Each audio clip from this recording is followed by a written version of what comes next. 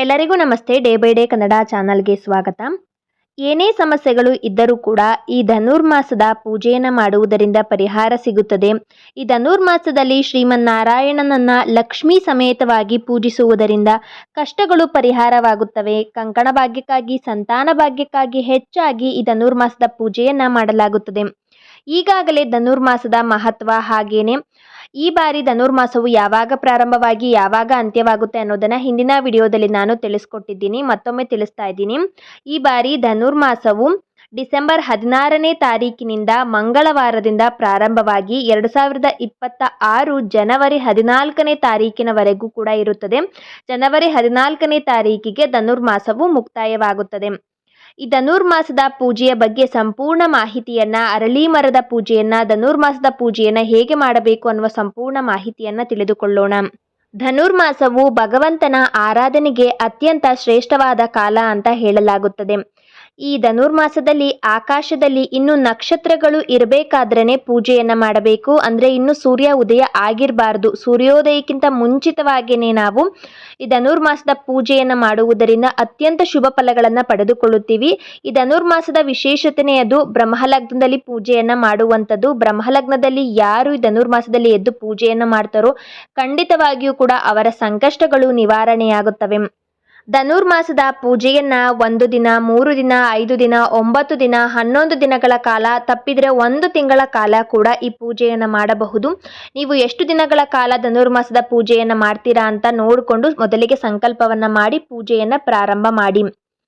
ಧನುರ್ಮಾಸದ ಪೂಜೆಯನ್ನ ಮಾಡುವುದಕ್ಕೆ ತುಂಬಾನೇ ಬೇಗನೆ ಎದ್ದು ಸ್ನಾನವನ್ನು ಮಾಡಿ. ಸ್ನಾನ ಅಂದರೆ ಕೆಲವೊಬ್ಬರು ತಣ್ಣೀರಿನಿಂದ ಕೂಡ ಸ್ನಾನವನ್ನ ಮಾಡ್ತಾರೆ. ತಣ್ಣೀರಿನಿಂದ ಸ್ನಾನವನ್ನ ಮಾಡಿದರೆ ತುಂಬಾ ದಿನಗಳ ಕಾಲ ಮಾಡಿದರೆ ಆರೋಗ್ಯದ ಸಮಸ್ಯೆಗಳು ಬರ್ತವೆ. ಹಾಗಾಗಿ ನಿಮ್ಮ ಆರೋಗ್ಯವನ್ನ ನೋಡಿಕೊಂಡು ನೀವು ತಣ್ಣೀರಿನಿಂದ ಸ್ನಾನ ಮಾಡಬೇಕಾ ಬೇಡವಾ ಅಂತ ನೀವೇ ನೋಡಿಕೊಂಡು ನೀವು ಸ್ನಾನವನ್ನ ಮಾಡಿ.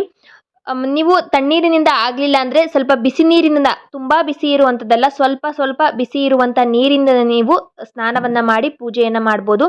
ಇನ್ನು ಪ್ರತಿನಿತ್ಯವೂ ಕೂಡ ತಲೆಗೆ ಸ್ನಾನವನ್ನು ಮಾಡಲೇಬೇಕು. ಎಷ್ಟು ದಿನಗಳ ಕಾಲ ಸಂಕಲ್ಪವನ್ನು ಮಾಡ್ಕೊಂಡಿರ್ತೀರ ನೋಡಿ, ಧನುರ್ಮಾಸದ ಪೂಜೆಯನ್ನು ಮಾಡ್ತಾ ಇರ್ತೀರಲ್ಲ, ಅಷ್ಟು ದಿನಗಳ ಕಾಲ ಕೂಡ ತಲೆಗೆ ಸ್ನಾನವನ್ನು ಮಾಡಲೇಬೇಕು.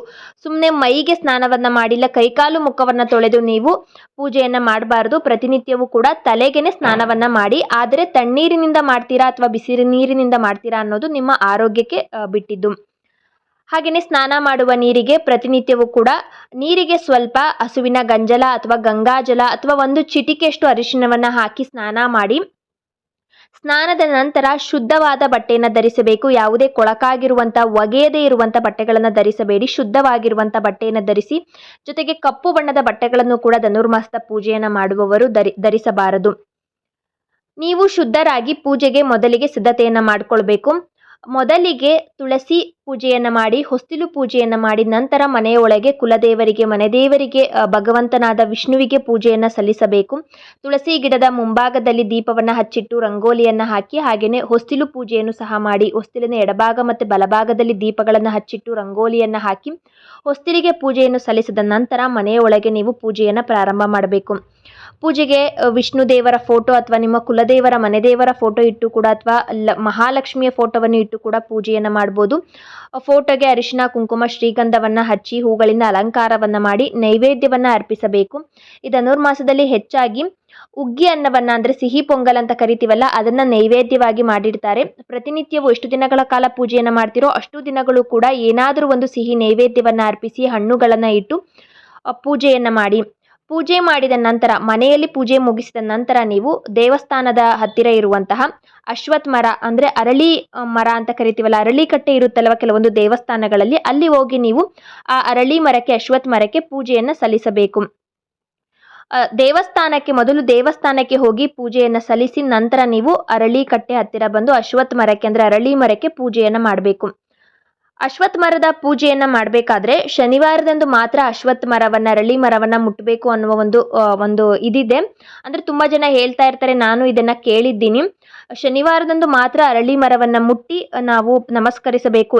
ಇನ್ನುಳಿದ ಯಾವುದೇ ದಿನಗಳಲ್ಲೂ ಕೂಡ ಅರಳಿ ಮರವನ್ನು ಮುಟ್ಟಬಾರದು ಅಂತ ಹೇಳಲಾಗುತ್ತದೆ. ಹಾಗಾಗಿ ನೀವು ಕೂಡ ಶನಿವಾರದಂದು ಮಾತ್ರ ಅರಳಿ ಮರವನ್ನು ಮುಟ್ಟಿ ನಮಸ್ಕರಿಸಿ. ಇನ್ನುಳಿದ ದಿನಗಳಲ್ಲಿ ನೀವು ಏನಾದರೂ ನೈವೇದ್ಯವನ್ನು ತಗೊಂಡು ಹೋಗಿರ್ತೀರಲ್ಲ, ಮೊದಲಿಗೆ ಅರಳಿ ಮರದ ಬುಡಕ್ಕೆ ಸ್ವಲ್ಪ ನೀರನ್ನು ಹಾಕಿ, ಅಲ್ಲೇ ಸ್ವಲ್ಪ ಅರಿಶಿನ, ಕುಂಕುಮ ಮತ್ತು ಹೂಗಳನ್ನು ಬುಡದಲ್ಲೇ ಇಟ್ಟು ದೀಪ ತಗೊಂಡೋಗಿದ್ರೆ ದೀಪವನ್ನು ಹಚ್ಚಿಟ್ಟು ನೀವು ನೈವೇದ್ಯವನ್ನು ಇಟ್ಟು ಪೂಜೆಯನ್ನು ಮಾಡಿ ನಂತರ ಪ್ರದಕ್ಷಿಣೆಯನ್ನು ಹಾಕಬೇಕು. ಅರಳಿ ಮರವನ್ನು ಮುಟ್ಟೋದಕ್ಕೆ ಹೋಗಬೇಡಿ. ಹಾಗೆಯೇ ಪ್ರದಕ್ಷಿಣೆಯನ್ನು ಹಾಕಿ 7 ಇಲ್ಲ ಅಂದರೆ 9 ಪ್ರದಕ್ಷಿಣೆಯನ್ನು ಅರಳಿ ಮರದ ಸುತ್ತಲೂ ಕೂಡ ಪ್ರದಕ್ಷಿಣೆಯನ್ನು ಹಾಕಿ.